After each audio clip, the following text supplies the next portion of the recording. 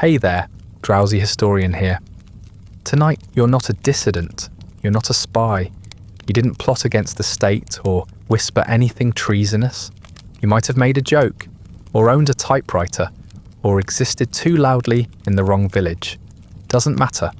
You've been marked, and now you're on a one-way trip to the coldest, hungriest, most bureaucratically indifferent place on Earth, a Soviet labor camp. You don't know it yet, but the next 10 years of your life are going to be spent digging frozen dirt with a broken shovel, rationing mouldy bread with murderers, and slowly forgetting what your own name meant. So before the frostbite sets in and your last potato hallucination wears off, leave a comment letting me know where you're listening from and what time it is. If you'd like early access to more long, slow descents into historical misery, as well as other perks such as ad-free audio of the episodes, you'll find a link to the Patreon in the description. Now lie back, breathe slowly, and don't say anything suspicious. You never know who's listening. You're not special. You're not dangerous. You're not plotting anything. You are in fact deeply ordinary. A school teacher with a taste for dull poetry. A clerk who files things alphabetically, even when no one's watching. A mother who once complained about breadlines, too quietly for anyone to hear. Or so you thought. It's 1937, and you live in the Soviet Union, a place where safety is an illusion, and privacy is a joke told by corpses. You go to sleep each night, hoping no one noticed you today. You wake up each morning surprised they didn't. The day starts like any other. Maybe it's Tuesday, maybe it's raining. You put on your threadbare coat, sip bitter tea from a cracked mug, and head to work. Along the way, you pass a neighbour. He doesn't wave. He stopped waving. Everyone has. You clock in, you pretend to care. You nod in meetings and laugh at the right jokes and keep your eyes low. That used to be enough, but not anymore. Not today. Because tonight someone knocks on your door. Or maybe they don't. Sometimes the secret police prefer surprise. They come in 2s or 3s all in grey. No shouting, no ceremony. Just a name on a list and a practiced indifference to your protests.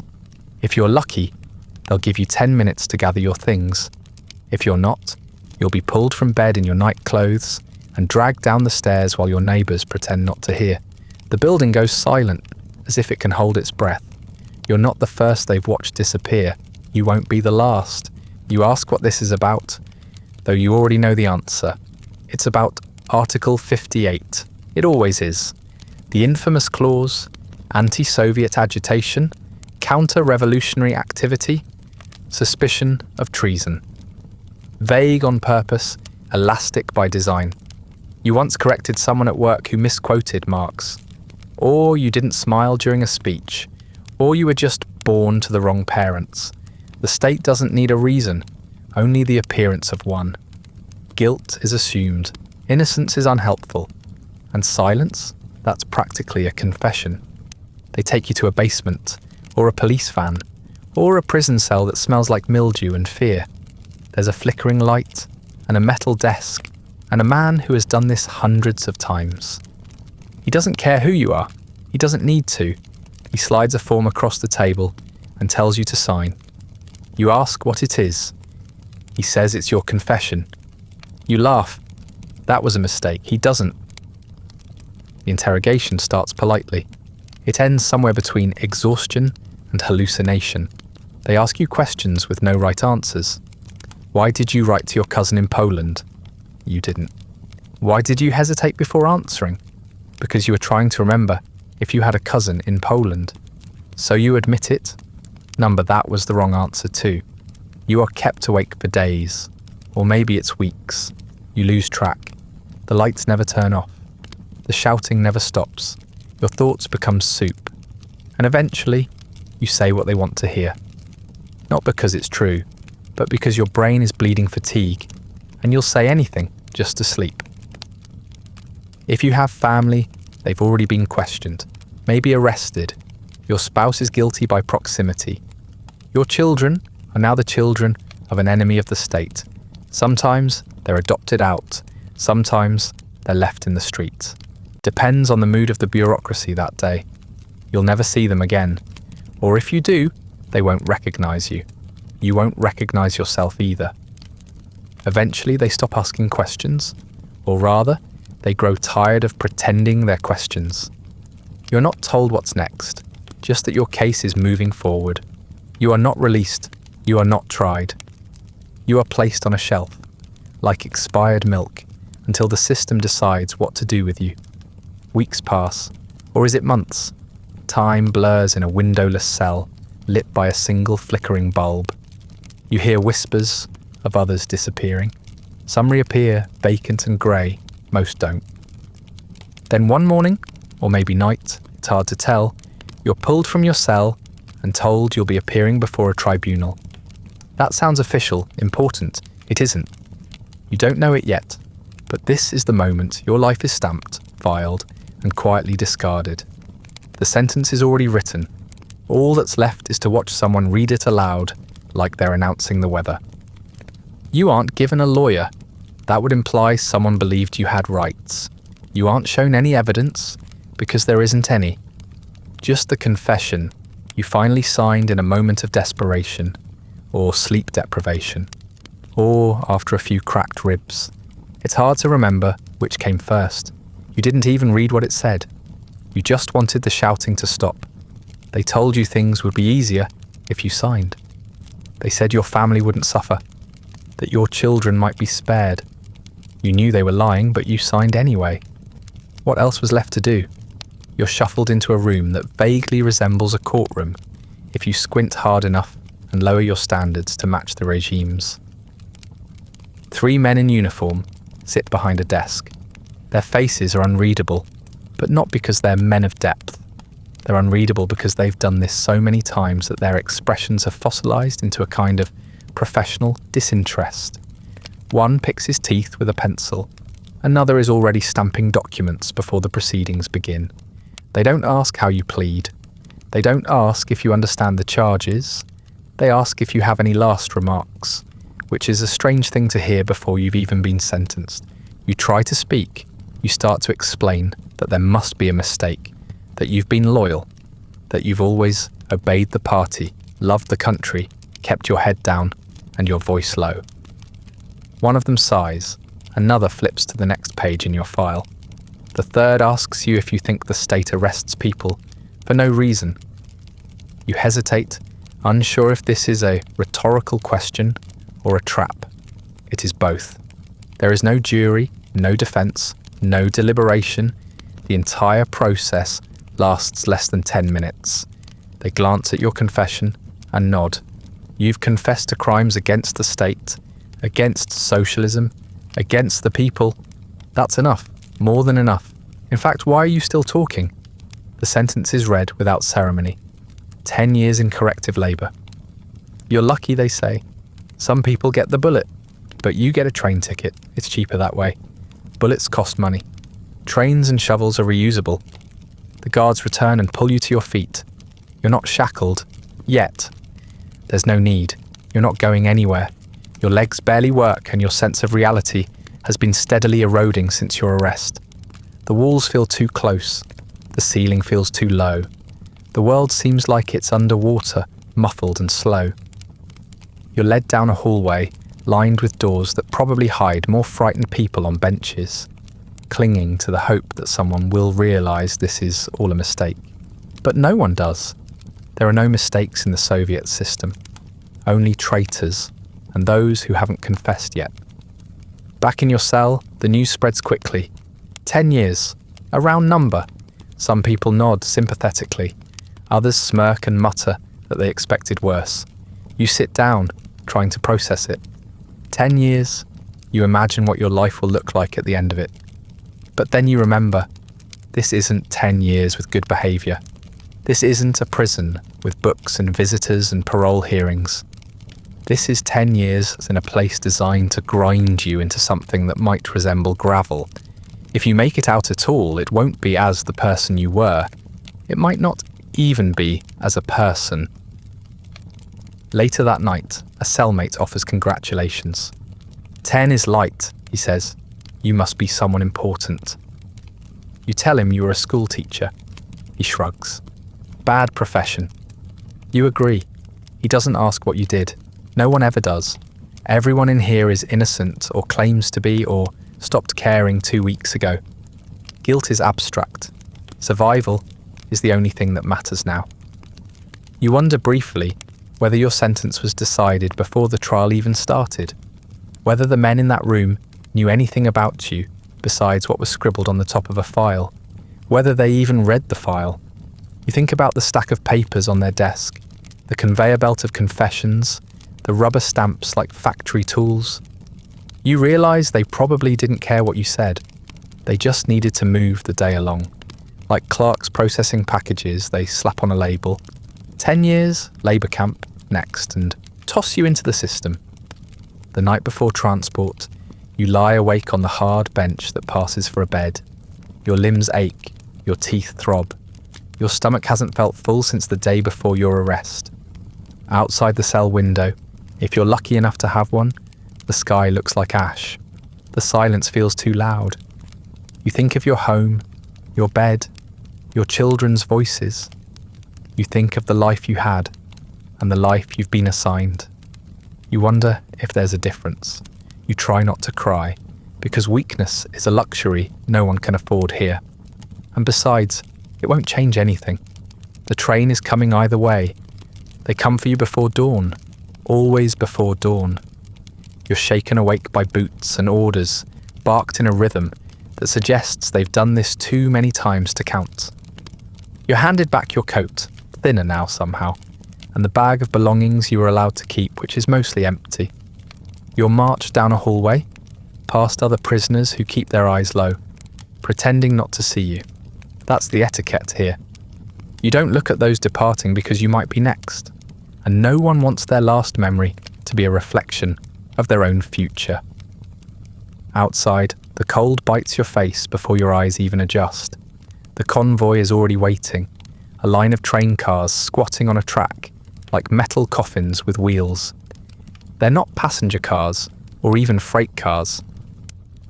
These are boxcars, windowless, welded shut from the outside, with rust creeping like frost over the steel. You're herded inside with dozens of others, 60, 70, maybe more. No one counts. There isn't space. You're packed in so tight that turning around requires group cooperation. It's not a train. It's a can of humans, a mobile oubliette. The door slams shut behind you with a finality that makes your spine ache. The only light comes from a hole in the ceiling, no larger than a fist. It's too high to reach, too small to see much. A little air trickles through, not enough. The stench hits almost immediately. Old sweat, unwashed skin, panic. Someone near you is already shaking. Someone else is crying quietly. No one speaks above a whisper. The floor is just wooden planks slick with frost, and very quickly, other things. There's no toilet, just a metal bucket in the corner, which fills up fast and spills even faster. Eventually, no one even tries to aim. There's nowhere clean to step. You learn to stand still and hope for dry spots, which don't exist. The train jerks forward without warning, throwing everyone off balance. There are no windows, no stations, no announcements. You have no idea where you're going, how long it will take, or even which direction you're headed. Days pass, though the concept of day becomes vague. There's no sun, only the dim rhythm of stops and starts, interrupted by the occasional scream when someone tries to claw at the door. You sleep sitting up, crushed between strangers. Sometimes you nod off, and your head rolls onto a shoulder that may or may not be friendly. Sometimes you wake up soaked in your own sweat, or someone else's. You're not given food, or if you are, it's once a day, a ladle of watery soup passed through the hatch. If you're lucky, a crust of bread. There's never enough. The strong push forward. The weak don't bother. Hunger grows sharp after the second day, then dull, then sharp again. You think about eating anything. A button, a shoelace. You dream of potatoes like they're lovers. You smell things that aren't there. Apples, garlic, roasted meat. Phantoms of a life that is now completely imaginary. One man chews the corner of his coat until his teeth bleed. You envy him. At least he still has teeth. Time stretches into something grotesque. People stop talking. Some begin muttering to themselves. Others grow alarmingly still. On the 5th day, or maybe the 9th, who knows, someone dies. There's no ceremony. The body is laid in the corner and stepped over like a sack of potatoes. No one says anything. No one dares. You're all just grateful it wasn't you. Yet, later, someone urinates on the body by accident. Or maybe not by accident. It doesn't matter. He doesn't complain. You stop recognizing your own limbs. Your feet are numb, your hands swollen, your skin is slick with grime. You haven't changed position in hours, but your spine feels like it's folded in half. Your breath fogs the air, which stinks of ammonia, vomit, and the uniquely sour scent of despair. Occasionally, the train stops and the doors open briefly. You're blinded by the daylight. A few bodies are pulled out, dead or too close to dead to be worth the effort. If you're let out to relieve yourself, it's on the side of the tracks under armed watch. You barely notice the guards anymore. The gun is just part of the scenery. By the 2nd week, or what might be the 2nd week, you stop trying to calculate time. Time is a luxury, and you're not luxurious. The train rolls on through landscapes you can't see. Forests, snowfields, towns you'll never visit. Every now and then, you hear voices outside. Sometimes music. The real world, still spinning. You're not part of it anymore. You exist inside a metal box that doesn't even pretend to care if you survive the journey. If anyone tries to talk about where you're going, the conversation dies fast. It's too painful, too abstract. There are rumours, mines, forests, tundra, places with names that sound like sneezes. But the details don't matter. All you know is that wherever you're headed, it won't be better than this. Just colder, harder, somehow worse. One man jokes that this is the worst camping trip he's ever been on. No one laughs, but a few people smile. It's the closest thing to joy you've seen in days. And then one morning, or evening, it's hard to tell, the train groans to a final halt. The train door opens, and for a second it's blinding. Not because the sun is bright, but because it exists. After days or weeks in darkness, even grey daylight feels radioactive. Your eyes sting. Your lungs rebel as freezing air slams down your throat like a punch made of glass shards. The guards shout and shove, herding you out of the cattle car with the urgency of someone unloading spoiled meat. Your legs forget how to stand. You wobble forward, joining the line of human wreckage, stumbling across a crust of snow and ice that stretches as far as you can see. There is no town, no station, no welcoming committee, just a patch of Siberian wilderness, flat and endless, broken only by a few half-built structures and the wind, which never stops screaming. This is it. Welcome to camp. Not a camp, like a place you'd send children to learn archery and make friends. The camp, your camp. A labour colony with a name that probably includes a cheerful acronym and the phrase corrective purpose. It looks like something a drunk architect sketched on a napkin, then burned in shame. A few barracks, already sagging, some scaffolding, watchtowers that appear to have been nailed together by people who'd never seen wood before. Smoke dribbles from a couple of chimneys, not because there's warmth to be had, but because someone inside is burning boots again. It's unclear what's finished, what's starting, and what's just collapsed. But one thing is certain. This place isn't ready for humans. That's your job. You're given your first task before your name is even called. Not that it matters. Your name's been replaced with a number anyway. You are to help finish building the camp. That's right. Before you can be properly punished here, you must first help construct the facility where your punishment will occur. Efficient, isn't it? You might call it ironic. They call it policy.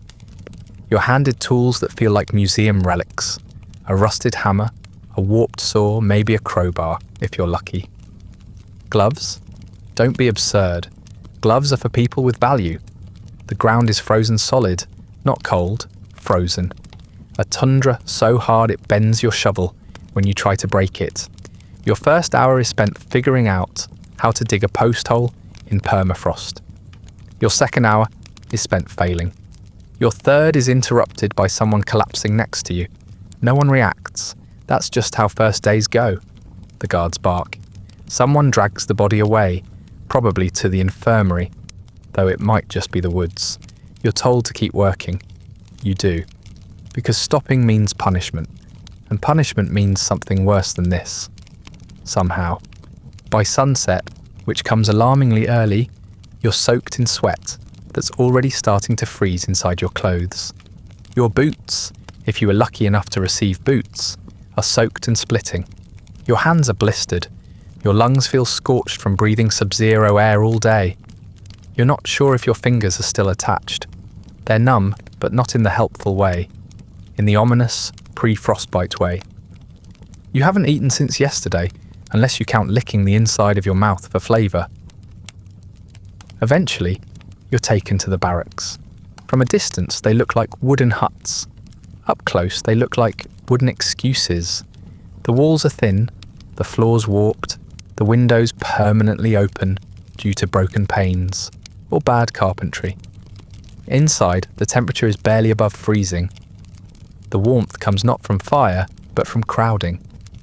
Dozens of bodies packed wall to wall, sleeping head to toe on sagging bunks. There's no privacy, no quiet, just the constant sound of coughing, snoring, and the occasional groan of someone dreaming about food or home or death. Your assigned bunk smells like mildew and something worse, something medical. There's straw in the mattress, and it moves. Lice. You were warned about them, and now here they are, greeting you like old friends. You strip off your coat, which is frozen in strange folds, and lay down, fully clothed, because to undress is to invite hypothermia. Your neighbour says nothing. He's asleep, or pretending to be. You don't blame him. There's nothing to say that hasn't already been screamed into the wind. At some point during the night, you wake to scratching.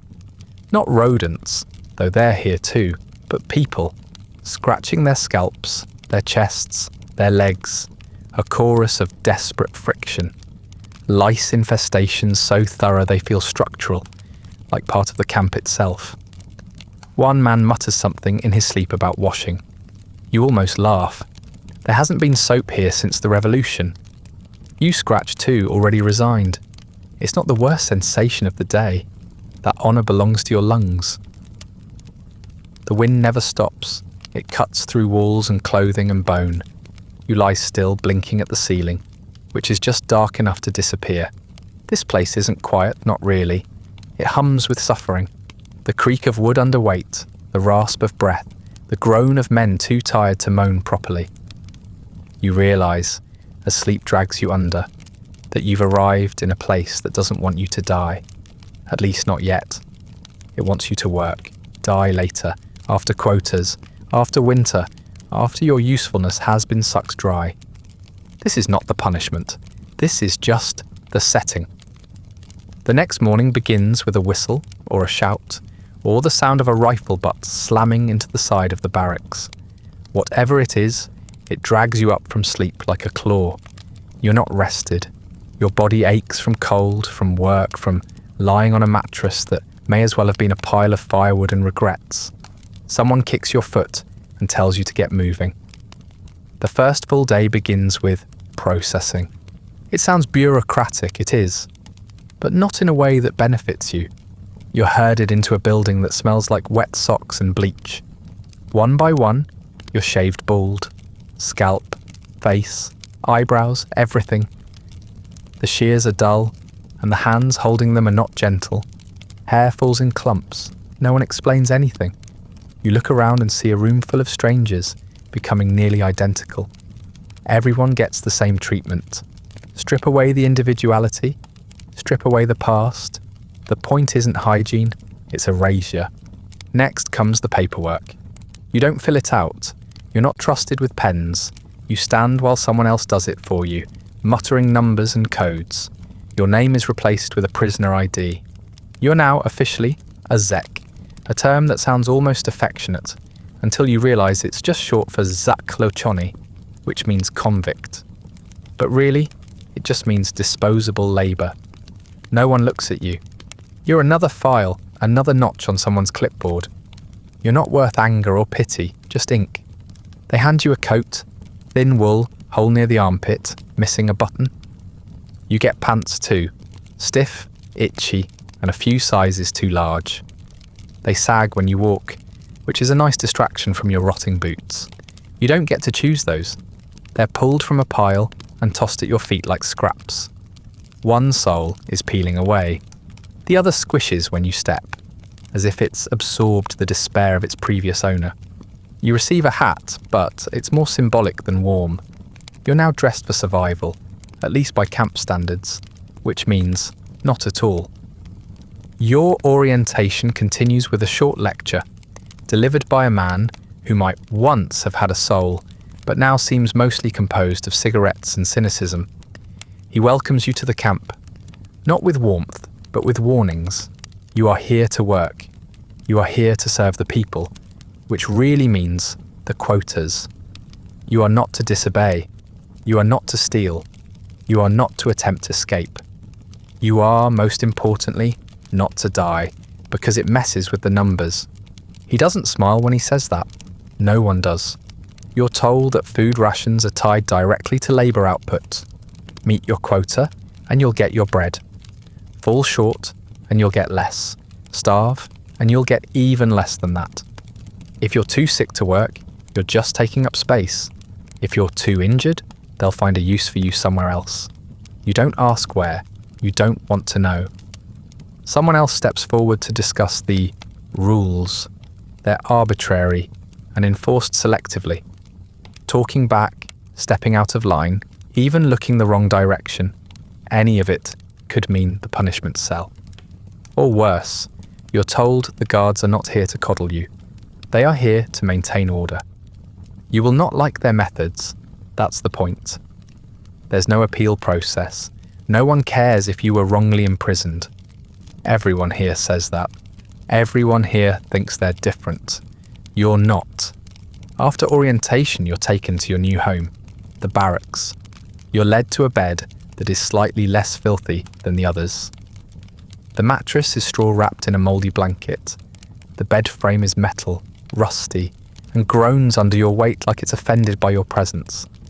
Around you are men in various stages of collapse, some coughing blood, some scratching bites, some staring blankly at the ceiling, like they're trying to forget what ceilings are.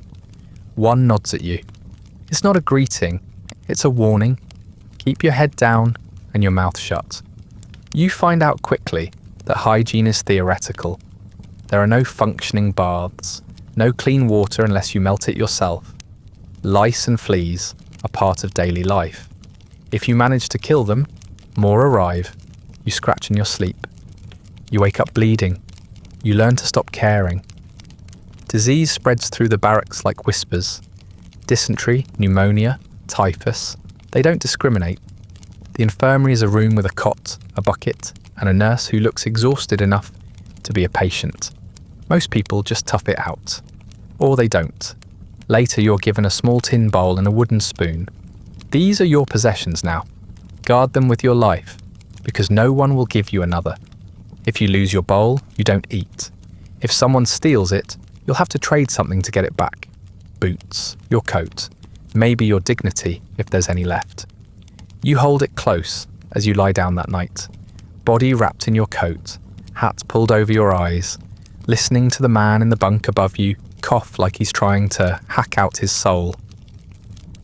No one checks on you. No one asks if you're settling in. The orientation is over. You've been processed, sorted, labelled, and filed away like a broken tool in a drawer that hasn't been opened in years. You're no longer a civilian. You're a number in a logbook, a unit of labour, a placeholder for someone more important. No one here wants to know your story. No one's going to save you. The best you can hope for is to last long enough to be useful. Welcome to the system. The morning begins before the sky even considers changing colour. You're shaken awake by a guard. Outside, the wind howls like it knows your name. You dress in silence, pulling on the same frozen coat, the same damp boots, the same stiff pants that never quite dried from the day before. Your hat is crusted with frost from your own breath. Your limbs ache, not with soreness, but with something deeper, fatigue baked into your bones. No one says a word as the barracks empties. Talking wastes energy. Energy you don't have. There is no breakfast, at least not for you. Your ration is conditional, and today is your first day. You haven't earned anything yet. Your stomach grumbles and twists, trying to digest itself for fuel. A guard points to a line forming outside the mess hall and shakes his head. After work, he mutters. If you're lucky, if you're useful. You try not to look at the pot of steaming soup being ladled out to the quota earners. It's thin, probably just cabbage water, but in this moment, it may as well be a feast. You're marched in a column, boots crunching through ice-crusted snow, breath clouding in the air like little white flags of surrender. The trees loom in the distance, tall, ancient, indifferent. You've never chopped down a tree in your life.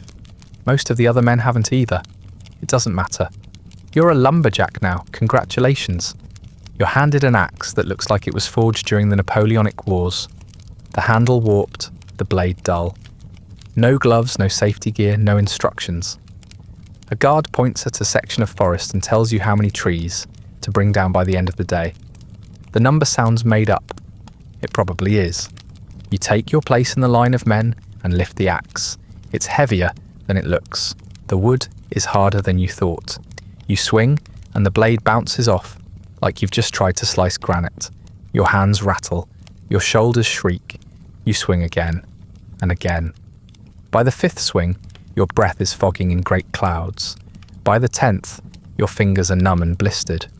You try to find a rhythm, but the cold stiffens your muscles faster than you can warm them. The axe feels like a punishment in itself. Around you, others work with grim efficiency, not because they're strong, most are rail-thin and shaking, but because they know what happens if you fall short. The quota is everything. You don't meet it, you don't eat. It's not a metaphor, it's literal. Food is assigned based on productivity, and there's no sliding scale. No bell curve. You make the number, or you go hungry. Do that too many times, and you stop being a person. You become a warning. Someone next to you collapses. He gets back up, then falls again. This time he stays down. A guard walks over, pokes him with a rifle butt, and shrugs. 2 other prisoners are ordered to carry the body back to camp. The guard makes a note on a clipboard. His quota will still count, you're told. Dead labour still counts as fulfilled labour. It's comforting, in a bleak way. At least if you die today, your contribution won't go unnoticed. By midday, though the sun is barely more than a pale suggestion above the trees, you've brought down half a tree. Your hands are blistered and bleeding, your shoulders trembling, and your breath comes in wheezes. You look at the other Zeks, some of whom have managed 3 or 4 trees. You hate them, not because they're better, but because they're surviving. One of them glances at your work and shakes his head. Swing from the shoulder, he mutters. You nod and try, but your arm barely lifts. You suspect your body's trying to mutiny. There's no lunch break, just brief pauses where men lean against trees and pant like animals. You try not to sit down. Sitting means you'll stiffen, and if you stiffen, you won't get back up. You force yourself to keep moving. The axe is your only tool, your only hope, and your only curse. The blade chips a little more each hour. So do you. By the time the guards call an end to the shift, your entire body feels like it's been hollowed out and filled with sawdust. You can't feel your fingers. You're not even sure you still have 10 of them. You look at your hands and see blood, calluses and grime. You can't straighten your back. Someone next to you vomits into the snow and keeps walking. No one reacts. You line up and trudge back toward the camp. Dragging your feet through the same snow you marched out over this morning. Only now the footprints are deeper, the weight heavier. Back at camp, you're allowed into the mess hall. You hand in your work tally. which is evaluated with all the compassion of a broken vending machine. The guard nods. Barely. You get your ladle of soup. It tastes like boiled despair with a hint of old turnip.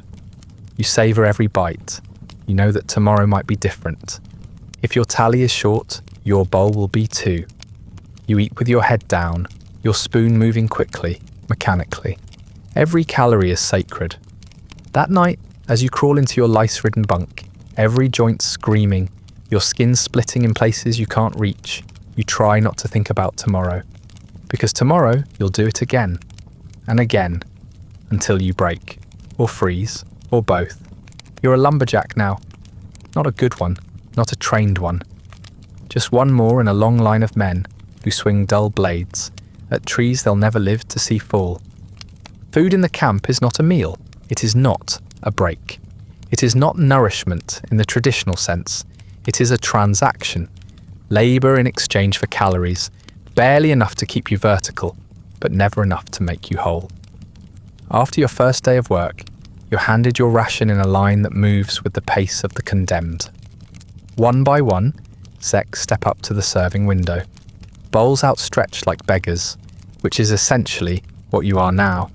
You reach the front and receive your prize, a ladle of grey liquid that smells faintly like wet paper and boiled sadness. It drips into your tin bowl with a sound that's more metallic than appetizing. It's called soup, but that's generous. It's water mostly, sometimes cloudy, sometimes oily, always suspicious. Floating inside are a few strands of cabbage, some unidentifiable fibres that might once have been meat, and the occasional lump that defies classification entirely. You don't ask what it is. No one does. Asking implies you expect answers. Expecting anything is dangerous. You stare into the bowl and wonder whether it will stay in your stomach or come rocketing back out the moment your body realises it's been given something foreign. Then comes the bread. If you hit your quota, you get the standard slice. If you exceeded it, which is unlikely, but not impossible, you might receive an extra chunk. A luxury so rare it's spoken about, in hushed tones like a miracle. If you fell short though, your portion shrinks accordingly. Sometimes you get half, sometimes none. The bread is dark, dense and dry enough to require chewing that borders on carpentry. It smells faintly of yeast and overwhelmingly of dust. The crust is so hard it could double as a weapon. You've seen men trade their boots for an extra piece. You've seen men fight over crumbs. You sit down at the long wooden table shoulder to shoulder with other Zecs, and you eat in silence. No one talks during meals. Talking wastes time. Talking invites someone to notice you, and being noticed is rarely good. You watch the others with your peripheral vision, gauging how quickly they're eating, whether they're guarding their bowls, whether anyone looks desperate enough to steal. You eat with your head low and your eyes open, spoon scraping the bottom of the bowl like you're mining for flavour. When the soup is gone, you lick the rim, savouring every trace of warmth and salt. You consider licking your neighbour's bowl too, but he's already doing it himself. Occasionally, someone finds something extra in their soup. A chunk of gristle, a shred of what might be potato, a rogue beet fragment. It's cause for celebration or paranoia. Did they get lucky? Or did the kitchen staff dump something they weren't supposed to? Either way, no one questions it. You eat what you're given, and you're grateful it isn't moving. Once, a man found a mouse tail in his soup. He didn't complain. He chewed carefully and kept going. The kitchen is staffed by other prisoners. You think this might mean they're more careful, more sympathetic. They aren't. If anything, they're worse. They steal extra rations for themselves, slip favours to friends, and water down the soup when the guards aren't looking. If someone in the kitchen doesn't like you, your ladle might come from the bottom of the pot, where the scorched bits live, or from the top, which is mostly grease and disappointment. There's no consistency, no fairness, no mercy, just the endless ladling of lukewarm punishment. You hear rumours of other camps, places where the food is worse if you can imagine it, where bread rations are cut with sawdust to stretch supplies, where soup is made with boiled bones and little else, where starvation isn't a threat but a schedule. Men speak in quiet voices about a Zek who once ate his own belt, softened it in water, and chewed for hours just to feel full. Another supposedly caught a rat, cooked it over a stolen candle, and lived. Until the guards caught him and beat him so badly, he couldn't eat anything after that. Despite the bleakness, food becomes obsession. You dream about it constantly. Loaves of rye with butter, thick stews with meat that doesn't have a name, apples so fresh they crunch between your teeth, instead of dissolving into mush. Your stomach becomes a second brain, one that thinks in hunger and speaks in cramps. You learn to eat slowly, to make the bowl last. But some men do the opposite. They shovel it in. Like fast consumption might fill more space, it never does. There are days when the hunger sharpens your vision, when you notice crumbs on the floor and catch yourself calculating how long they've been there, how dirty the boot that stepped on them might have been. You see a crust fall from another Zek's lap, and your body surges forward before your mind catches up. You want it, you need it, but so does he. And he saw you looking. You both freeze, bowls in hand, a quiet standoff that ends with a shrug. Tomorrow's another chance. Maybe. The worst part isn't the pain. It's the knowledge that this is the good version. This is what feeding you looks like. When you're doing everything right, meeting quotas, showing up, collapsing in the snow only after the day ends. And even then, it's just enough to keep your heart ticking and your legs moving. Not enough to grow back what the cold and the work and the fear are carving away. Just enough to delay the end. And if you fall behind tomorrow, there's a simpler ration for that. The kind that comes with no bread, half a bowl, and the creeping suspicion that you won't make it to next week. But hey, at least you'll be lighter for the work detail. The barracks is many things. Cold, overcrowded, infested. But above all, it is a test, not of endurance or strength. Those are obvious. No, the real test is social, psychological.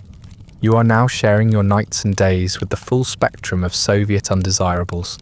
Some are innocent, like you, or at least as innocent as anyone can be here. Others are career criminals, professionals in theft, assault, extortion, the type who came in broken and arrived fully adapted.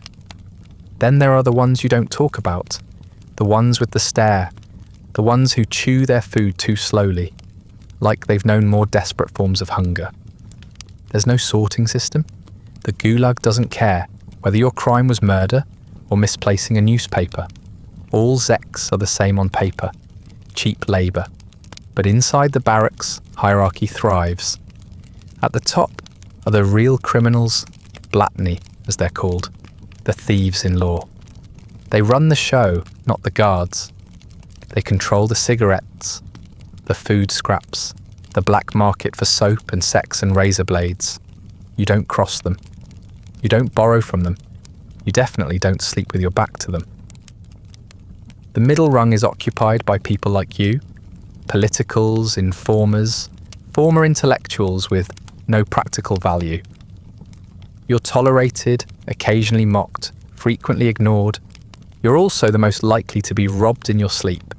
If you're lucky, it'll just be your boots. If you're not, you'll wake up bleeding. Then there's the bottom tier, the outcasts, the ones who try to escape, the ones who talk too much, the ones who snapped.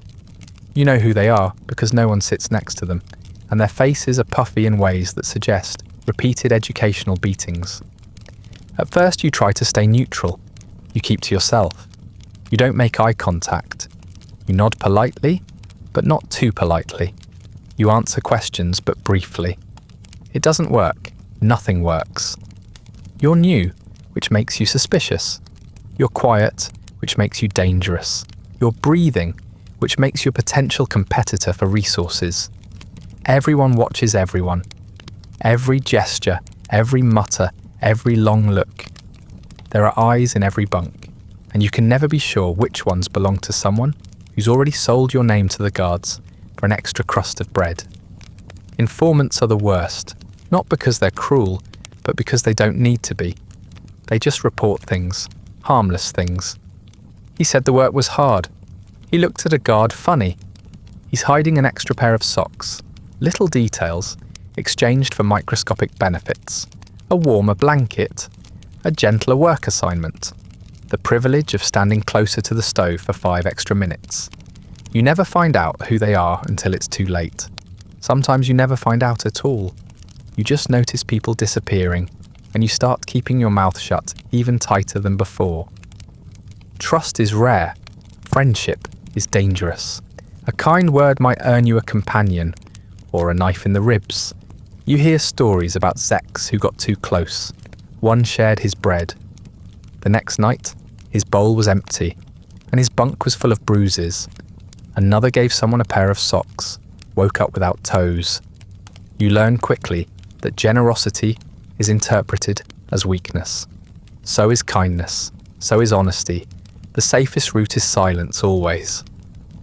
Occasionally, the barracks erupts. A fight over food, or blankets, or personal space that doesn't exist. The guards don't always intervene. Sometimes they watch. Sometimes they bet. Other times, they punish both men, regardless of who started it. It's all the same to them. Zeks are replaceable. You hear bones break, see teeth land in the dirt, smell the coppery stink of blood. And the next day, both men are swinging axes side by side in the woods, like nothing happened. Apologies are optional. Memory is optional too, if you're concussed hard enough. Then there are the stories that don't get told in daylight. Stories about what happens in the outer camps, the smaller ones, places where the guards leave the prisoners alone too long, where hunger eats the last slivers of morality. Stories of Zeks who disappear not because they escape, but because they're eaten. You think it's a joke until you hear it twice. Then 3 times.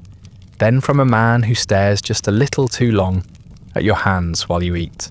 You keep telling yourself it's myth, wartime exaggeration, but you never sleep without clutching your spoon like a weapon. You adjust in your own way. You sleep facing the door. You wedge your boots into the wall so no one can steal them. You learn to hide your ration under your coat and eat it slowly, like it's a secret. You learn to fake sleep while listening, to recognize footsteps, to read body language like a survival manual.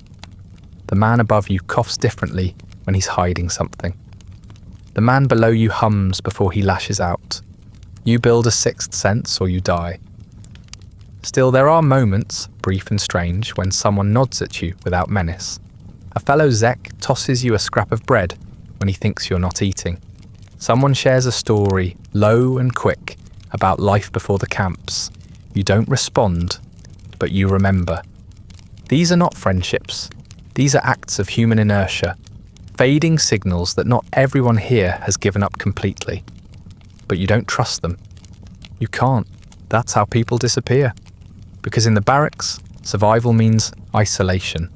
And isolation means safety, or at least the illusion of it. And in this place, illusion is often the only comfort left. You don't notice your health failing all at once. It happens in increments, small indignities that stack like cordwood until your body feels like it's turning against you. It starts with the cold, always the cold. Your fingers stop responding properly, and your toes lose all sensation. You tell yourself it's temporary, just a bit of numbness, but then you take off your boots and notice the skin has turned grey, then black around the edges. It peels when you touch it. You put the boot back on and pretend you didn't see anything. It's easier that way. Then come the teeth. You try to chew your bread, and something crunches that isn't the crust. It's a molar, cracked in half from weeks of gnawing through sawdust and grit. The pain is dull at first, then sharp, then omnipresent. You try to ignore it, because the last thing you want is to visit the infirmary. You've seen what passes for dental care here. A woman with iron pliers and the bedside manner of a pit boss. Her anaesthetic is vodka if you're lucky, a leather strap if you're not. You don't want to be anywhere near her tools, so you stop chewing that side. You mash your food with your tongue. Eventually, the tooth falls out on its own. Problem solved if you squint hard enough. The lice are permanent residents. They live in your seams, your waistband, your collar. You scratch so often it becomes background noise, like breathing. You stop caring about modesty or dignity. You strip in front of strangers and hold your shirt to the fire, trying to kill the vermin by cooking them. You slap your own arms mid-conversation. You wake up bleeding from places you can't reach. At first it's disgusting. Later, it's just routine. Everyone has lice, everyone scratches. The only ones who don't are either new or dead. Bathing is a seasonal luxury. In summer, you might get taken to the river once a month. You wash quickly, looking over your shoulder the entire time, because some of the men don't just steal boots. In winter, there's no point. Water freezes on your skin before you can rinse. Soap is non-existent. The best you can hope for is melting a handful of snow and rubbing it on your face like an apology. You smell like everyone else. Sweat, rot, mould. The stench clings to your coat and to your skin, and eventually to your identity. You are not a person anymore. You are a smell with legs. You will get sick. It's not a possibility. It's a calendar event. A sore throat becomes a cough, which becomes a wheeze, which becomes something that rattles your chest like loose change. Your nose drips constantly, and you carry around a rag that quickly stiffens into a brick. Your joints ache. Your head spins, but you keep moving. Because if you stop, you're told you're malingering. If you admit to being sick, you might get a rest day. More likely, you'll be punished for wasting state resources. The infirmary, if you insist on visiting it, is a single room that smells like iodine, sweat and resignation. The nurse is another prisoner, a woman who used to be a school teacher, or a pharmacist, or something else irrelevant now. She has a bottle of rubbing alcohol, a pair of scissors, and an expression that tells you not to expect much. There are no antibiotics, no bandages that haven't already been used. You get a strip of torn fabric and a splash of vodka over the wound. If you're bleeding, she might sew you up. If you have a fever, she'll tell you to drink water and sleep. Then she'll send you back to work. It doesn't matter what's wrong with you. You could have a fever of 104, or a gangrenous foot, or a cracked rib. You still go to the forest, or the mines, or the rail line. You still swing the axe. You still dig the trench. If you can move, you work. If you can't, you lie in your bunk until someone decides you're either faking or finished. There is no in-between. No sick leave. No recovery period. The body is not a temple here. It is a tool. And when it breaks, it gets tossed aside like any other. Sometimes someone disappears into the infirmary and never comes back. You assume they died, but no one confirms it. Their bunk is filled by someone new. Their clothes are divided up. Their bowl is claimed. Grief is not expressed here. It's not even permitted. You are expected to adapt, to accept, to continue. If the man beside you loses a leg, you help him up for a few days. Then you stop, because the guard will ask why you're slowing down, and you can't afford that. Your body becomes something you resent. It betrays you with every cough, every blister, every infected cut that won't heal. You wish it would toughen up, keep pace, stop needing things like rest and warmth and calories, but it won't. It will decay, and you will keep dragging it forward, because there's no other choice. You don't heal in the Gulag. You persist until you don't. And when someone's body finally gives up, when it refuses to move or stand or breathe in the rhythm that work requires, they are not mourned. They are noted. A line on a chart. A number adjusted. A mouth no longer fed. Someone else takes their spot, picks up their axe and swings. The system keeps running. It always does. You try not to think about whether that someone will be you. You might expect the guards to be the worst part of camp life. And you wouldn't be entirely wrong, but you wouldn't be entirely right either. The guards aren't a monolith. Some are brutal, others are bureaucratic, a few are even forgettable. But every one of them, regardless of temperament, holds your fate in their gloved hands. Some enforce rules because they believe in them. Some do it because they enjoy it. Others are just passing the time, like prison wardens on autopilot. But the one thing they all share is power. And in the Gulag, power doesn't come with accountability. It comes with a club. Their job, officially, is to maintain order and maximize labor output. Unofficially, it's to make sure you're always one mistake away from punishment. You never know what might trigger it. Maybe you didn't stand up fast enough during roll call. Maybe you paused to cough on the work site. Maybe a guard was just in a bad mood and didn't like the way your face looked when you were swinging the axe. You learn quickly that guilt is irrelevant. What matters is perception, and timing, and luck. The punishments are varied, and some seem to exist solely to keep the guards entertained. You might be made to stand barefoot in the snow for hours, your toes slowly going numb while the wind flays your skin like a second coat being torn off. You might be thrown into the kartzer, the punishment cell, a hole in the ground the size of a coffin, dug into the permafrost and sealed with a wooden hatch. There's no light, no heat, and just enough air to keep you conscious. If you're lucky, they forget about you after a day. If you're not, it's 3. Some punishments are less formal. A rifle butt to the ribs, a boot to the head, a slap across the face hard enough to leave you seeing stars. There's no paperwork, no explanation, just a quick flash of violence, delivered with the kind of casual ease that comes from practice. You don't cry out. That's important. If you scream or beg, it becomes a game. They want to see how far they can push you before something breaks. If you hold still, they get bored, usually. There are guards who get creative. One makes Zeks kneel on frozen ground while holding rocks above their heads, until they collapse. Another enjoys assigning impossible tasks, digging a hole and then refilling it, over and over, just to watch you struggle. These guards don't shout. They smile. They're the most dangerous. You never see their rage coming. It arrives like a weather change, sudden and indifferent. You think about fighting back sometimes. Everyone does. You picture grabbing a tool, swinging wildly, doing something, anything, just to regain a sliver of control. But you don't. No one does. The moment of fantasy passes, replaced by the crushing math of survival. One swing might earn you 5 seconds of rebellion and a lifetime of punishment if you survive it. And if you kill a guard, that's not freedom, that's execution. A quick one if you're lucky, a slow one if they want to make an example. Some guards are worse than others, and you start to learn their patterns. The one who patrols the food line likes to accuse people of theft, whether they're stealing or not. The one on the night shift walks the barracks with a flashlight and stops sometimes, just long enough to make you wonder if he's memorizing your face. You never figure out why. The new recruit seems confused by the misery, unsure of where the cruelty ends and the job begins. He'll learn. They all do. Not all of them shout. Some barely speak. Those are the ones you fear most.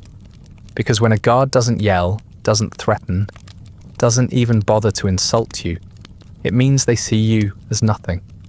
Not a man, not a Zek, just something to move and punish and push forward. They don't need to explain themselves to you. You're beneath words. You hear stories about guards who used to be prisoners themselves, given a promotion, a uniform, a rifle, and a reason to turn on their own. Maybe they volunteered. Maybe they didn't. Doesn't matter now. They wear their power like armor. You see it in the way they hold their batons, the way they speak to former friends like strangers. They beat you harder than the rest. No one hates the powerless like the formerly powerless. Sometimes you catch a glimpse of something human behind a guard's eyes. A flicker of regret, a pause, a moment when their hand hesitates. But it never lasts.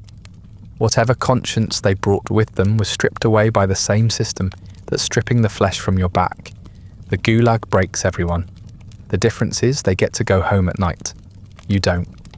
You learn to avoid their attention. Keep your head down. Move quickly, but not too quickly.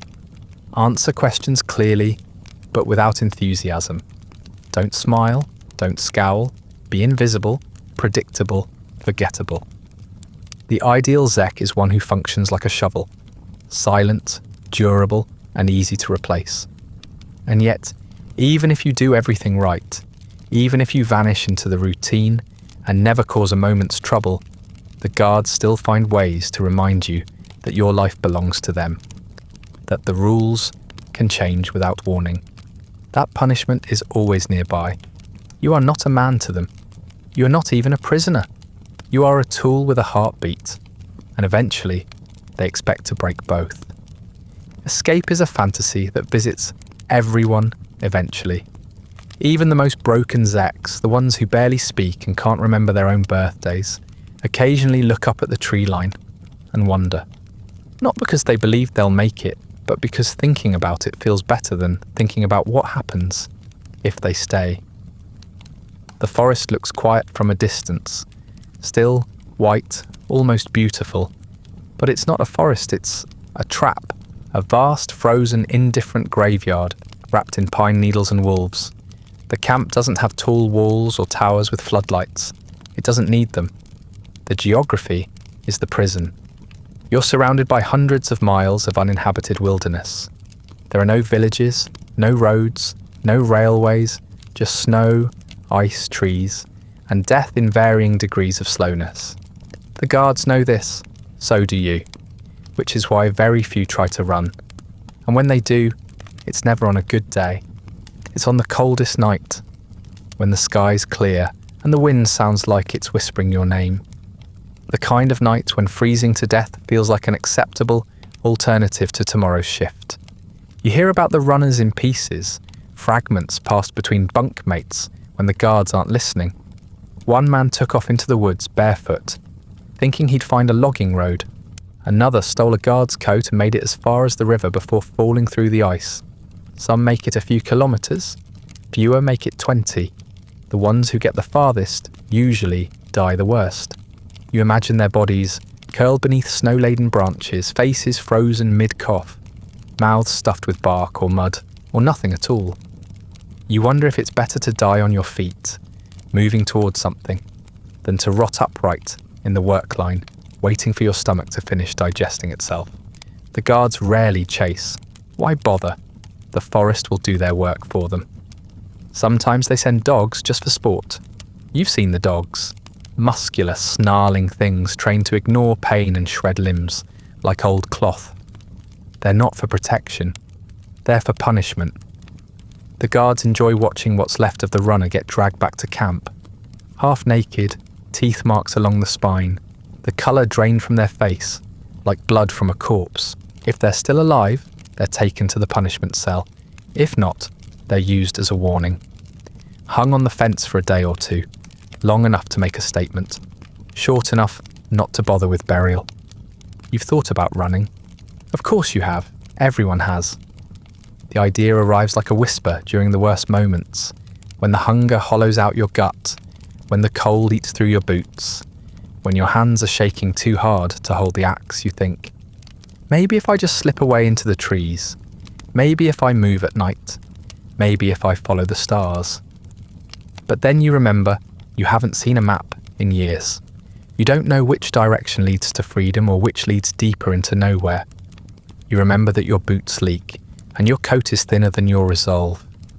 You remember that you haven't eaten in 2 days and your legs tremble just from walking to the latrine. You're not a man, you're a husk. Sometimes the idea persists. It becomes a plan. You collect bits of information, a direction, a guess, a myth about a village 200 kilometres away. You whisper to a fellow Zek, just to see if anyone else has considered it. Some look at you with hollow pity. Others look at you like you've already died. The boldest ones warn you quietly that even if you succeed, you'll fail. Because if you make it out and they catch you later, the punishment is different. They won't just beat you. They'll break you in ways that don't heal. They'll make an example out of your bones. The most successful escape you ever hear about is a man who lasted a full week in the forest. They found him curled around the remains of a dead rabbit, fingers black with frostbite, eyes wide open and glassy. He didn't make it, but he got farther than most. Some say he was ex-military. Some say he had help. Some say he was just lucky. It doesn't matter now. He's just another story to be told under blankets at night. Half cautionary tale, half prayer. In the end, you decide against it. Not because you fear death, you made peace with that weeks ago, but because you understand what the cold does to people. It strips away clarity. It replaces reason with fantasy. You've seen men walking barefoot into snowdrifts, convinced they're heading toward warmth. You've seen someone eat pine needles and call it salad. The cold makes fools out of everyone. And if it doesn't kill you, it robs you of everything you were before it finally lets you stop moving. So instead of running, you fantasize. You imagine warm beds and soft bread and a room with 4 walls that doesn't leak air through every crack. You build an escape inside your head. Quiet, safe, distant. It doesn't get you out, but it keeps you going. And when you lie awake at night, listening to the wind clawing at the walls, you tell yourself you'll run eventually. Maybe next week, maybe next spring, maybe when your feet aren't so numb. And maybe you will, but you probably won't, because you've seen the forest, and you've seen the men who come back from it, and you'd rather not become one of the ones who don't. By now, you've stopped counting the weeks. The trees have gone bare, the ground is frozen stiff, and the cold has become a creature. You thought you understood cold, you didn't. What you felt before was unpleasant, maybe even painful, but survivable, inconvenient, but manageable. That was just the opening act. Now comes winter. Real winter. Soviet winter. The kind that doesn't just numb your fingers, but tries to reach down your throat and kill you from the inside out. The kind that makes the air feel solid, like you're breathing crushed glass. The kind that turns exposed skin black within minutes and doesn't bother giving you a warning first. The sun disappears. Not all at once, but gradually, until you stop seeing it altogether. A few hours of dim light during the day, if you're lucky, sometimes less. Most of the time, it feels like twilight, like the world has given up on full brightness. You lose track of days. You wake up in darkness and go to bed in darkness, and work in a pale grey fog that might as well be night. You begin to forget what colour really looks like. Everything is shades of white, grey, or the deep bruised purple of frostbite. Your breath becomes a weapon against yourself. Each inhale burns your chest. Each exhale crystallizes on your scarf, if you have one, which quickly turns into a stiff, frozen rag glued to your mouth. Your eyelashes freeze together. Your nose runs until it doesn't, because the snot inside it has frozen solid. You cough more often now, partly from the cold, partly from the growing suspicion that your lungs have been replaced with brittle paper. The man in the bunk next to you starts coughing up pink. You don't mention it. You both know what it means. The work never stops. That's what makes winter so special. You're still expected to meet your quota, to dig, chop, lift and haul, just like before. Only now the tools freeze to your hands, and the ground is so hard it might as well be iron. Your pickaxe bounces off the permafrost, like it's hitting stone. If the pickaxe breaks, you dig with whatever's left. Splinters, metal scraps, or just your fingers if you have to. Frostbite becomes common. You see it everywhere. Noses turning black, ears curling in on themselves, fingertips going stiff and waxy. No one talks about it. You just notice people starting to hide their hands more. You notice the way someone favours one foot, dragging it behind them like a dead branch. You hear that if it gets bad enough, the camp doctor, if she's sober and if the vodka hasn't run out, will amputate with a handsaw.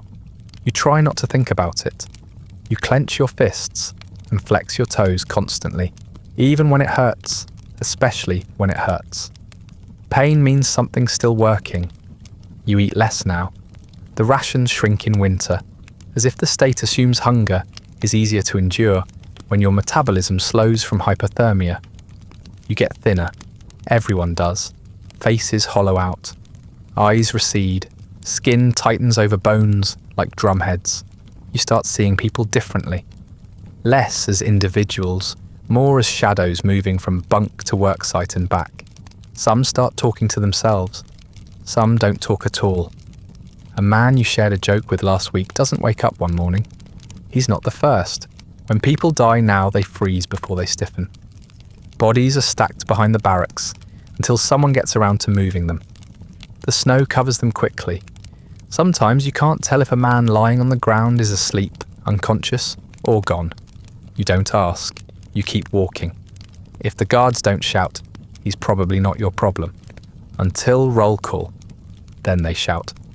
And someone has to drag the corpse to the edge of camp, while pretending it doesn't weigh anything emotionally. Sleep becomes a negotiation. You pile as many bodies as you can onto the same bunk. Not for companionship. No one's in the mood for bonding, but for warmth. Human insulation. No one complains about being crowded anymore. You're grateful for the heat, even if it comes from someone who hasn't bathed in months and might cough blood on you in his sleep. You wake up stuck to people, sweat frozen between coats and straw, and just hope you don't lose skin when you peel yourself loose. The guards grow crueler in winter, or maybe just more impatient. They don't like standing outside either. They beat quicker, shout louder, shoot faster. There's less tolerance for delay, for mistakes, for visible weakness. The weather is already doing half their job for them. They're just helping it along. You learn not to stumble, not to hesitate, not to slow down, even when you can't feel your feet. If you fall, they might let you get back up, but they might not. You've seen both outcomes. You're not eager to test which one you'll get. You start to fantasize about warmth more than freedom. A stove, a blanket, a real coat. These things become sacred in your mind, symbols of a world that still has softness in it. You think about fire the way people used to think about God. Distant, comforting, impossible to reach. You stop dreaming about escape. You dream about socks. By the time spring arrives, and it will, eventually, you won't be the same. Your body will be lighter, your eyes duller, your thoughts slower. Some of your fingers may be gone. A few people from your barracks will be missing, but you'll still be here. Still swinging the axe, still digging the earth. Because winter wasn't the end. It was just another test. It's hard to pinpoint when the numbness begins. It's not the kind that starts in your fingers from cold, or in your legs from standing too long. This kind goes deeper. It doesn't dull sensation so much as it strips meaning from it. At first, you feel everything. Hunger, fear, rage, despair. Then it all starts to blur like trying to remember a dream just after waking. Your body still hurts, your stomach still growls, but those signals are background noise now. They don't compel you to act. They're just reminders that you're still technically alive. You stop reacting to things. When a man collapses in the snow, you keep walking. Not because you're cruel, but because it's pointless. If you help him, you'll fall behind. If you fall behind, you'll get less food. And if you get less food, it might be your body they step over tomorrow. When someone is beaten by a guard, you stare straight ahead. When a bunkmate coughs up blood, you turn away. Sympathy is expensive here, and you can't afford it. You no longer speak unless it's necessary. Words are a luxury. Conversations serve no purpose. You don't ask questions. You don't offer comfort. If someone talks to you, you answer in the shortest way possible. The less you say, the safer you are. A slip of the tongue could earn you a trip to the punishment cell, or worse, an informant's report. So you keep your mouth shut. You begin to enjoy silence. You begin to prefer it. It becomes easier than the risk of connection. Your thoughts simplify. You don't plan weeks ahead. You don't think about next season or next month or even next week. You think about your next ration, your next nap. The next moment your hands can stop moving. Your world shrinks to a few essential concepts. Food, warmth, sleep, pain. That's it. Everything else is ornamental. You used to think about books, about home, about politics or justice or history. Now you think about boiled potatoes, about socks that don't itch, about the last time you felt clean. Humour changes too. You laugh now when someone dies, not from joy, but from something harder to define. Resignation, maybe. Envy. A man doesn't wake up one morning and someone mutters, "Lucky bastard," and a few others chuckle. You do too, because at least he's done.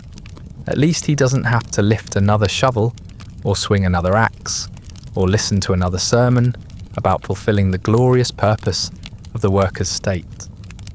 The dead man won't miss anything. He's escaped. You're the one still stuck here. Dreams become cruel. You don't dream of freedom anymore. You dream of food, of warmth, of softness. You dream of soup with flavour and bread that doesn't crumble into dust. Sometimes your dreams are so vivid, you wake up tasting butter or feeling sheets beneath your fingers. And then you open your eyes to the stench of the barracks and the sharp chill in the air and the wet cough of someone dying 3 bunks away. You don't even sigh. You just sit up, pull on your boots, and get moving. You develop little rituals to get through the days. You count steps. You hum a tune in your head. You tap your fingers in a rhythm while you work. Anything to occupy the brain so it doesn't start wandering somewhere dangerous. Memory is a minefield. If you start thinking about your past, about people you loved or things you used to enjoy, it will gut you from the inside out. Better to forget. Better to let those parts of yourself dissolve like sugar in water, sweet, then gone. Hope becomes something you learn to hate. It teases you. It tells you that things might improve, that rescue might come, that the system might collapse or your name might be cleared. Hope whispers that one day you'll go home, that you'll explain all this to someone, that your suffering will have made you stronger. But you've seen what hope does. It breaks people. It lifts them up just high enough to fall further. The hopeful are the first to die. They're too slow to adapt, too stubborn to accept the rules, too naive to understand that nothing here is earned and nothing gets better. Instead, you cultivate acceptance, not peace, just survival. You wake up, you go to work, you eat what you're given, you return, you lie down, you do it again. This is not life, it's maintenance. You are maintaining the shape of a person, the function of a body. You move so the system can continue, so the numbers can stay balanced, so the camp can keep pretending that its purpose is rehabilitation and not obliteration. Occasionally, someone new arrives, fresh-faced, wide-eyed, asking questions. They talk too much. They still expect fairness. You watch them struggle to understand the rules that aren't written, the language that's spoken in glances and silences and beatings. You want to warn them. You don't. You let them learn the hard way. Everyone has to. No one is exempt from the breaking. You were like them once. Now you're not. Now you fit. And fitting is the final stage. You move with the rhythm of the camp. You react with the right amount of blankness. You know when to speak and when not to. You've learned to eat without tasting, to sleep without resting, to breathe without thinking. You've learned to want less, to feel less. You've learned to endure, not because you're strong, but because numbness is easier than pain. Because in the Gulag, it's not survival of the strongest, it's survival of the most empty. Eventually, your sentence ends, or so you're told. There's no celebration, no handshake, no one shaking the frost from your shoulder and saying, "You did it." Just a quiet announcement from a bored clerk with ink-stained fingers. Your term is complete. You're free to go. That's what they call it. Free. But the word tastes strange in your mouth. Like a joke you don't understand anymore. You don't laugh. You just stare at the guard like he's speaking another language. Because after all this time, the idea of going anywhere feels absurd. You don't know how long it's been. Time stopped meaning much after the 3rd winter. The paperwork says 10 years, but it might as well be 50. Your face in the mirror, if you ever find one, isn't the one you arrived with. You've lost teeth, weight, pieces of your personality. Your hands are gnarled. Your back doesn't straighten fully anymore. Your voice is quieter, raspier, like it's been worn down by wind. But somehow, you've made it. You're one of the few. You didn't starve. You weren't shot. You didn't freeze or collapse or give up completely.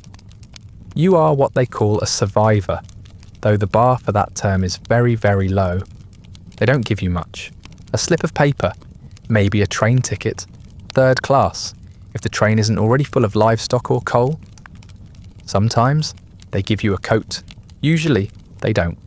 They escort you past the camp gates like they're sending someone off to war, only backward. One moment you're a prisoner, the next you're a problem for someone else. No one shakes your hand. No one tells you good luck. You walk through the gates, and behind you, the camp swallows someone else. The work continues. It always does. You think maybe you'll go home. Maybe someone will be there. But you don't have papers. Your internal passport was taken when you were arrested. Without it, you can't travel freely. You can't buy train tickets, rent a room, apply for work. You can't even prove you exist. You send a letter, if there's anyone left to send it to. No one answers. Maybe your family was relocated.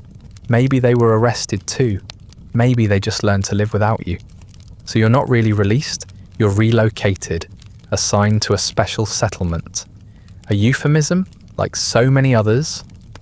It's not quite a camp, but it's not a camp.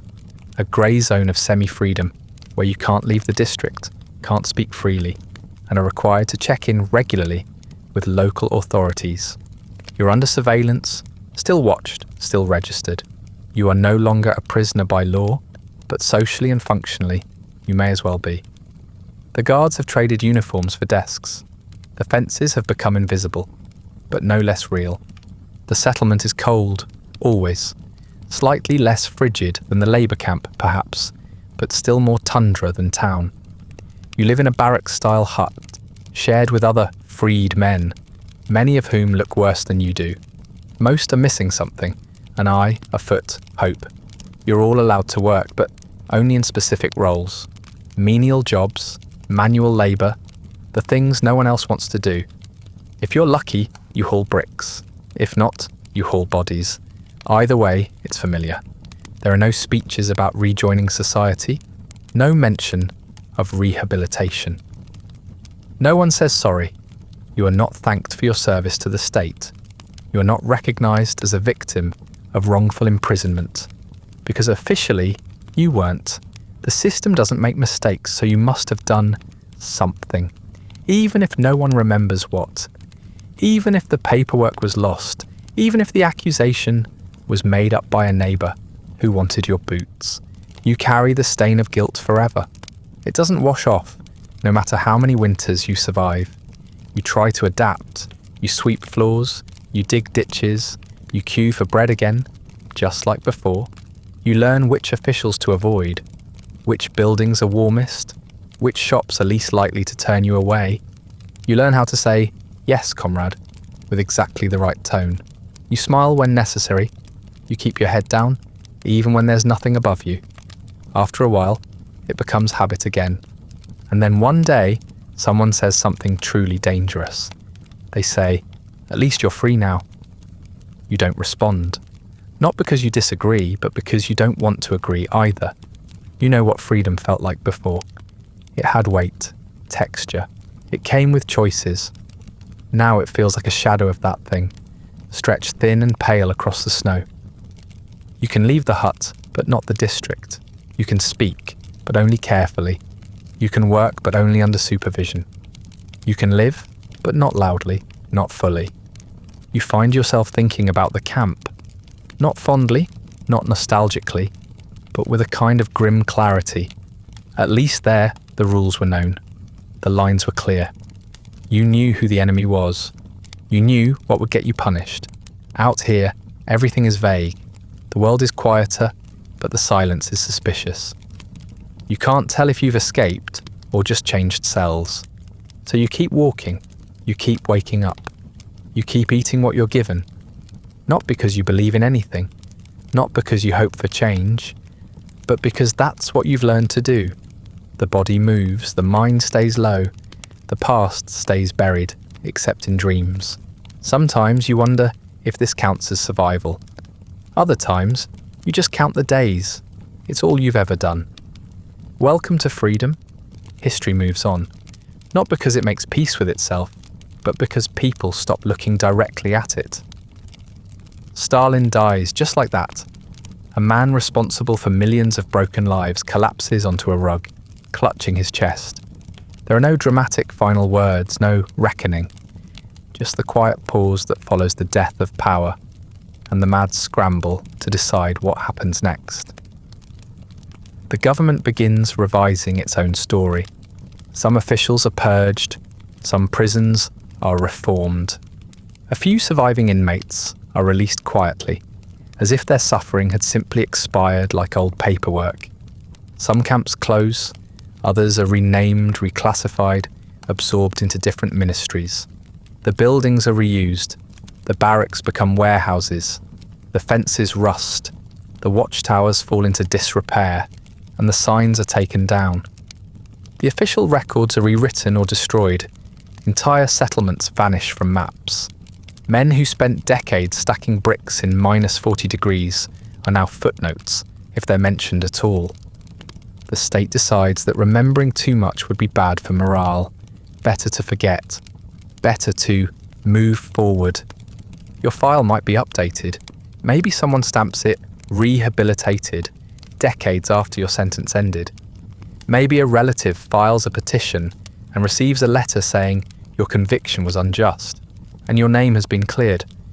Maybe someone reads your case aloud in a courtroom, long after you're gone, and nods solemnly before moving on to the next one.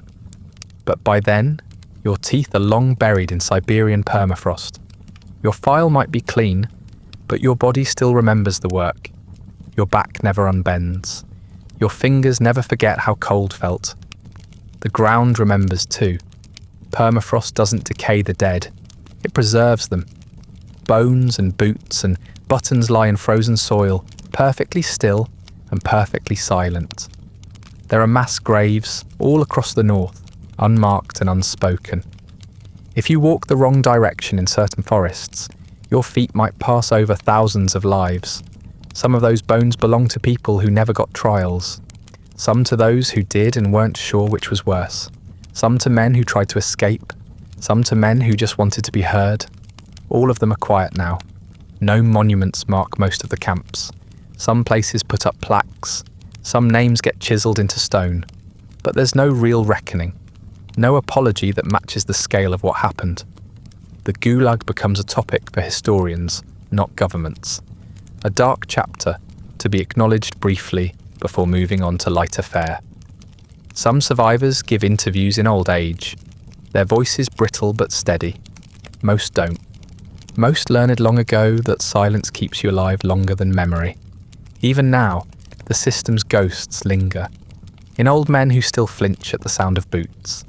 In children who are raised by parents too traumatized to tell bedtime stories. In villages where entire generations went missing 1 year and no one said a word. In archives filled with redacted names and missing documents. In a culture that still hasn't decided how much truth it can tolerate. You carry the legacy too, even if you didn't live through it. If you're listening, it's yours now. In a way, that's what history does. It shifts the burden forward into the hands of strangers who weren't there but are now responsible for knowing, for refusing to forget. Because the worst parts of this story weren't the cold, or the starvation, or the violence. The worst part was that, for decades, almost no one talked about it. For a long time, the Gulag was a whisper, then a rumour, then a bad memory locked away behind layers of bureaucratic dust. You might pass the ruins of a camp someday and not know what it was. You might meet someone whose grandfather went north and never came back. You might see a name in a declassified file and wonder what it meant to swing an axe for 10 years on a bowl of cabbage water and fear. Most people won't.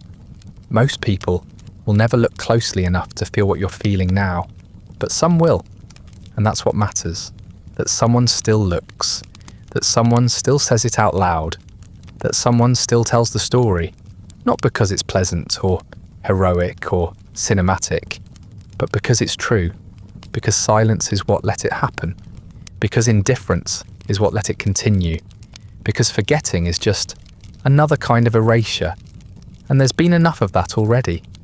So tonight, while you lie still hearing the last echoes of footsteps crunching through frozen ground, remember that not everyone got out. Not everyone survived their sentence. Not everyone made it to release. Not everyone had their name cleared, but you heard their story. You felt the cold, the hunger, the despair, even if just for a while. And that matters more than you might think. Because in the Gulag, most prisoners didn't get a legacy, but now at least they get a witness. And that's a start. That brings us to the end of tonight's quiet march through a system that didn't need fire or blood to destroy lives. Just paper, cold, and time.